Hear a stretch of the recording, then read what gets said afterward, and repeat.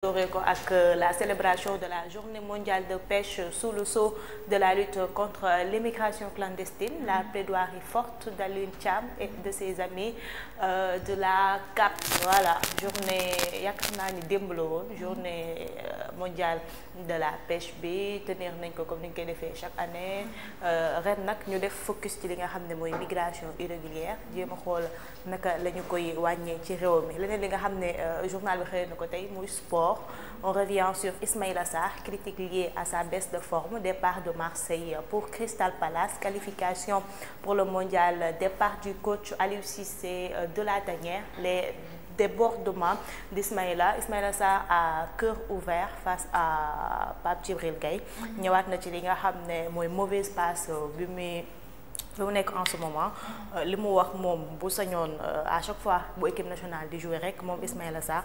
dina marquer ay buts wala mu délivrer li nga xam ne mooy ay passes décisives ñëwaat na ci li nga xam ne mooy match yu ñu jëm. mu nekk am na ñaari match ñu wax ci dajeek ki nga xam ne mooy RDC ak Soudan li mu wax ni fileeg loolu mauvaise passe bi mu nekk dina ci jóg. ñëwaat na aussi ci départu Aliou Cissé li mu wax mooy ñoom ak Aliou Cissé famille la ñu woon Aliou Cissé yàgg na leen défendre surtout du leen soutenir te à chaque fois en conférence de presse da doon encaisser ay coups pour défendre leen ñoom joueurs yi. leneen li nga xam ne journal bi ñëwaat na ci muy Assemblée nationale sont réservées à chacune des listes ayant pris part aux élections législatives du 17 novembre. La calculette a enfin parlé. Seuls 12 des 41 listes qui étaient en lice ont pu décrocher au moins un siège à l'Assemblée nationale. Pastef bénéficie de la part du lion avec 130 sièges. Samsa Kane n'a gagné aucun département. yow nag léegi da ngay ruube Aminata demal fi kenn du la rey. Samsa Kane n'a gagné aucun département mais a bénéficié de 3 sièges au scrutin proportionnel. Takku Wallu Sénégal se contente de 16 sièges. Jàmm ak njariñ bénéficie de 7 sièges man ñii mënuma leen muñ borom Dakar ñu mujjee gañuwuñ benn département gañuwuñ ko ah yàlla baax na. PS non des na PS de 6 députés dans la 14e législature. Le Parti socialiste passe à 1 élu dans la nouvelle assemblée. Les Verts en voie de disparition. Agonie. waaw xam naa ni dama koy commencer d'abord par rapport à la CAPS, la coalition des acteurs de la pêche, par rapport à l'immigration clandestine, comme que hier c'était la journée mondiale, donc ils sont tenus un peu à sensibiliser ñoom seen acteurs yi, parce que d'habitude pêche artisanale bi nee nañ borom gaal yi ñoom seen gaal yi la gars yi di jël pour dem fi nga xam ne ni moom mooy tugal mooy par rapport ak immigration clandestine bi, donc dañ leen di ci gën a ñaax. Par rapport ak Ismaïla Sarr aussi, Ismaïla Sarr qui a accordé une interview ak Pape Djibril Gaye, bon il est revenu un peu sur sa méforme, bon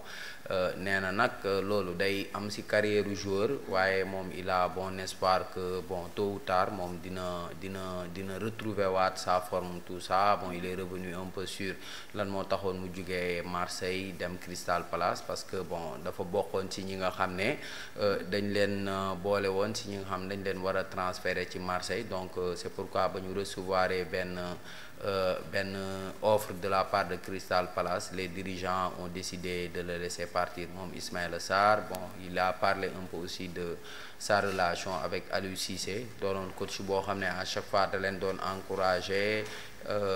Coow li lu mu bëri Aliou Cissé nee na da ko doon jël di ko ngàlloo daal, maanaam di épargner un peu ses joueurs. Donc Ismaïla Sarr qui est actuellement bon un peu en méforme, parce que boo xoolee match bi passé ñu doon football Ismaïla Sarr il était sur le banc quand même. Ismaïla Sarr aussi gars yi yàgg nañ ko jox chance am ci kii yu bëri, mais le Ismaïla Sarr qu'on connaît ak espoir bu mu doon ci football sénégalais jusqu'à présent éclorul ni ñu ko bëggee, parce que Ismaïla Sarr on s'attendait à ce que mu jouer dans les grands clubs comme Liverpool, comme les Manchester City et même d'autres grands clubs parce que c'était un jeune très prometteur léegi nag bon ba léegi il n'est pas âgé parce que je pense qu'il doit avoir les 25-26 yooyu donc Crystal Palace c'est une occasion aussi pour mu reveniraat ci forme même si Crystal Palace des fois sax Ismaïla Sarr bu fekkee da ngay seetaan championnat Angleterre da ngay xam ne des fois dañ koy teg ban. L'autre chose c'est par rapport au Parti socialiste.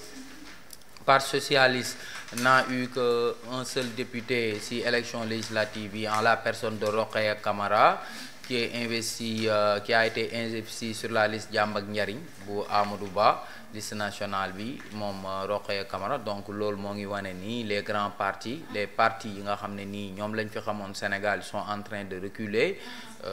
yenn nii sax daanaka disparaître nañ mu desoon fi ay PDS ak li nga xam ne mooy parti socialiste moom on peut dire que le parti socialiste est actuellement à l'agonie wala le parti socialiste est actuellement dans le coma ndax actuellement moom parti socialiste moom daanaka dee na. L'autre chose c'est par rapport ak les chiffres en fait des élections législatives mais nag il faut avoir une lecture aussi par rapport aux chiffres xam nga comme nu ñu ko bindee comment dirais-je sur 41 listes seuls 12 ont obtenu un député ñenn ñu ci bëri plus fort reste moom moo tax ñu jàll te plus fort reste nag des fois xam nga mën nga am 15 000 voix sax bokk ci plus fort reste parce que niñ koy calculer la parce que bu ñu xasee ba joxe voix wu génnee quotient électoral bi parce que quotient électoral bi je pense que ay 68 000 en tout cas plus de 60 000 voix la léegi ñëpp ñu ko am rek bu ñu ko génnee léegi dañuy xool ku ci topp ak ku ci toppaat ainsi de suite ñenn ñi moom moo tax ñu am chance bokk ci plus fort reste. L'autre enseignement boo xam ne nii dañ koy am ci par rapport ak li nga xam ne moom mooy élection législative yi parce que ñu bëri ñoo ngi naan woy Pastef mais boo xoolee boo defee le calcul da ngay xam ni Pastef ils n'ont juste que 54% comme lors de la présidentielle peut-être un peu xaw na jug tuuti 54,91% yooyu wala 72% parce que léegi nag xam nga ni bu fekkoon ay 65% sax donc ça veut dire que écart bi niñ ko xalaatee demeewul noonu quand même mais élection législative la dafa am mode de fonctionnement bu différent ak élection présidentielle moo tax en termes de député nu mu ciy traduire parce que comme que raw gàddu la boo gañee dans le département rek boo gañee département yi daanaka gañe nga élection législative yi parce que département yi je pense que rien que dans les départements c'est 112 députés en tout cas bëri na département yi députés yu muy joxe léegi au niveau de la proportionnelle moom mooy 53 députés donc Pastef boo xoolee aussi le nombre de voix yu ñu cumulé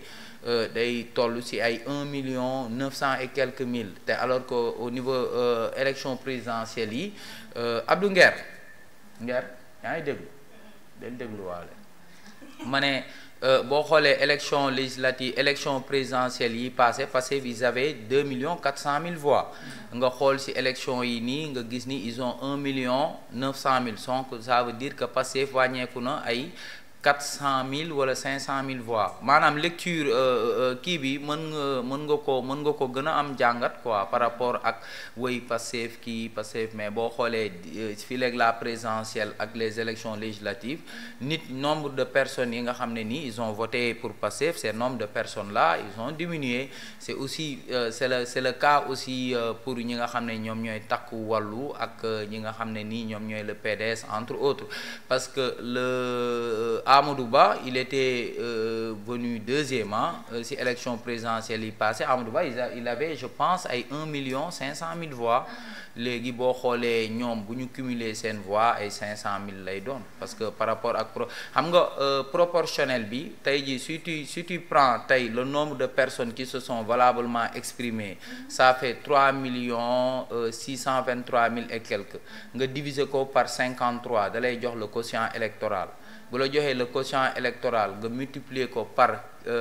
Pastef nombre de voix nombre de sièges bu mu am sur la proportionnelle da ngay xam nombre de voix bu mu am boo jëlee Amadou Ba nga multiplier ko par le nombre de voix bu ñu am sur la proportionnelle da ngay am nombre de voix noonu lay demee ak tamit waa PDS et consort donc boo xoolee PDS dafa wàcc ak bu baax a baax ak ñi nga xam ne nii ñoom ñooy APR parce que APR rek amoon na 31% ci élection présidentielle yi 31% mu doonoon ay 1 million presque 500 000 pour Amadou Ba. PDS amoon na ay 400 000 voix je pense PDS ci élection présidentielle yi xaw ma 300 000 voix léegi ñoom ñaar ñëpp boo leen boolee yooyu la lay jox mais en tout cas chiffres yooyu dina gën a leer parce que Cour suprême moom buy joxe résultat yi xam nga ñii bu ñu joxe résultat dañ koy joxe par département ne Pastef am na lii ci département bi am na lii mais Cour suprême moom buy kii astaghfirullah le conseil constitutionnel parce que ce sont juste les résultats provisoires bu fekkee y a pas de recours wala bu amee recours aussi ñu vider recours bi après le conseil constitutionnel va proclamer les résultats officiels wax effectivement ku ci nekk ban nombre de voix nga am loolu day tax nit ñi gën a comprendre ce qui s'est passé durant les élections parce que le fait que Pastef am 130 députés ça peut être un leurre en fait mën na nax ñu bëri ñu ne woy Pastef kii loolu mësul am ainsi de suite mais boo xoolee par rapport au nombre de voix par rapport au nombre de personnes qui ont voté pour Pastef lors de la présidentielle quand même il y a eu wàññeeku na mais quand même ils ont une majorité confortable même si tamit d'habitude durant les élections législatives dafa doon ay élections yoo xam ne d'habitude taux de participation bi du demee noonu parce que boo xoolee élection présidentielle yi taux de participation c'était de l'ordre de 65% élections yi on tourne autour de 49% donc mais quand même tane na élection législative 2022 yi nga xam ne nii je pense que le taux de participation c'était de l'ordre de 44-45%. Donc c'est entre autres les sujets yi nga xam ne nii on les a traités à la une de Source A. Merci beaucoup Omar, c'est très clair. Alors journaux yi ci des naka la ñu xëyee